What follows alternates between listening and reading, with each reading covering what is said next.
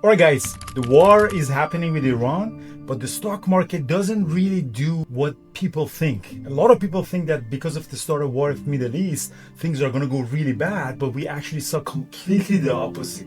In this recap, I want to show you how you see the opening price action in the events of volatility, like war in Russia or war in Ukraine or war in Middle East, and then how you can actually trade based on that.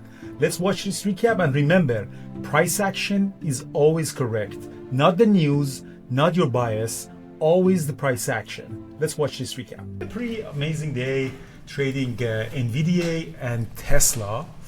And in this recap, I actually really want to say a couple of things. The most important thing is that back in 2024, 4 years ago, the war happened in Ukraine, gapped down, but significantly that week stayed strong, and it really opened very, very strong here, as you see. This is a weekly chart, but I'm going to actually go find you for the daily chart as well. So what we have to do is you just have to go back 4 years to find it at around, I think it was around this time. Yeah, so this is the day that the Ukraine war started. So market gapped down significantly, and that day is squeezed up like crazy. Like this was, and the next day as well, So these 3 days was, exactly when the news came out that the Russia attacked Ukraine. So obviously when the war, something in that scale starts, people are really bearish, and then, market is gapping down. But is it gonna stay like that? That's something that you have to, as a trader, day trader, to look at the market at the open and see what's gonna happen. Same thing happened today when the war came at the Middle East. Obviously it's a big war.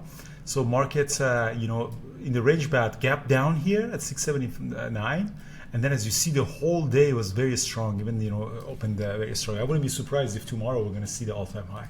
So what is happening? Why people are so confused is that what we see here, at least in the modern world, is that the wars apparently are so isolated.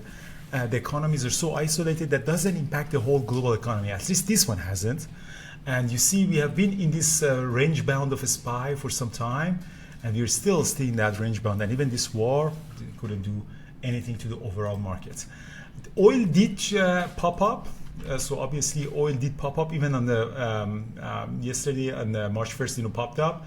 And today is, the March 2nd still is in this range bounds, but hasn't been significantly moving, in a way that people were expecting. They were thinking of oil is going to go to $120. Okay, what does it mean for our day traders? So today what we saw here was that Tesla was gapping down, like the rest of the market. On a daily chart, we're having seen these really strong levels of support. We have this moving average on the daily chart as well. So what we're going to see here is that the open is that we want to see how the price action at the open is. So as a day trader, what I'm looking for is not really what's happening in the global market. I'm looking at this blue line as the volume weighted average price. And if I can get a really good breakout to the upside or to the downside, is a trade for me.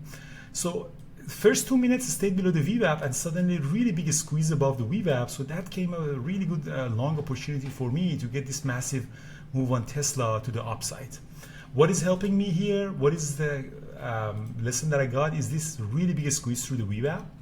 And of course, if market atlas, which is showing the depth of the market, gives us some really good volume orders, so you can trade based on that. This is the futures of ES. So if you see these big orders stacking up at the open, obviously right now the market is closed and the futures are also closed, but this really signal would be really helpful for you to stay long or to add to your position.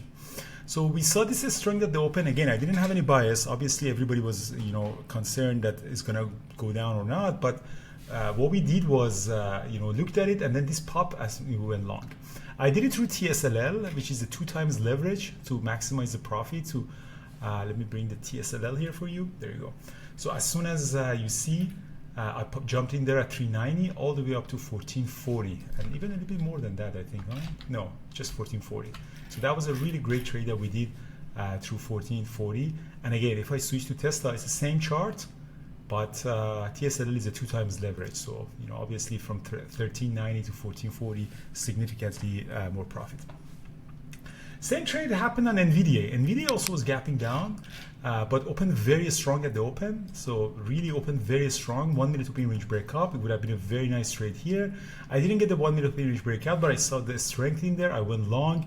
Market Atlas again really helped me. This is a tool that really helped me to stay long in the trade, and you see significantly went up. I added more in the pullback and then popped up to 180. So from 177 to 180, we got a really nice, beautiful move on that for a significant profit, both at TSLL and Nvidia. I did have some Nvidia swing that I sold in a different account, and PLTR was also another account, another trade that we did. PLTR was gapping up. Even with the news of the war, PLTR was gapping up. And the reason that PLTR was gapping up was because PLTR is providing all of these big data analysis and tracking systems of all these assets and targets.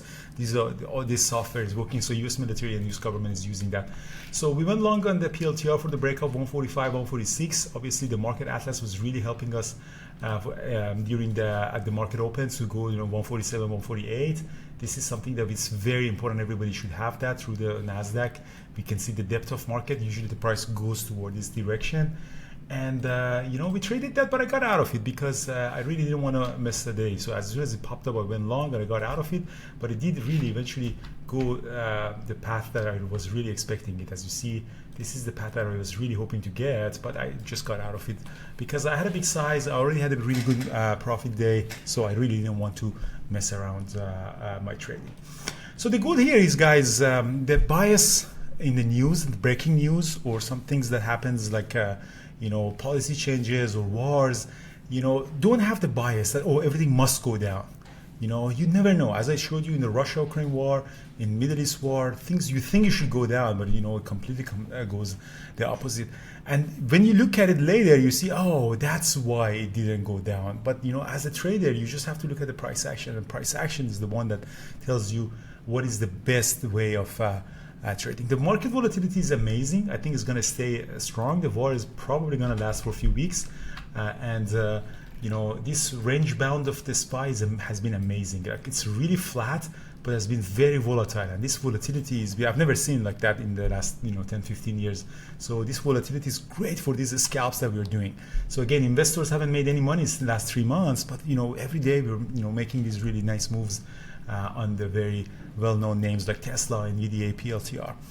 If you want to watch us live trading, guys, come into the YouTube show live every single day. We have Carlos and Peter and myself, Brian, and other traders also coming live. Or you can just come live in the chat room. You see exactly what entry and exits and our thought process behind that. So good luck. Market is going to be volatile. Be ready, and this is the best time to really learn trading. And I wish everybody to have a great trading day.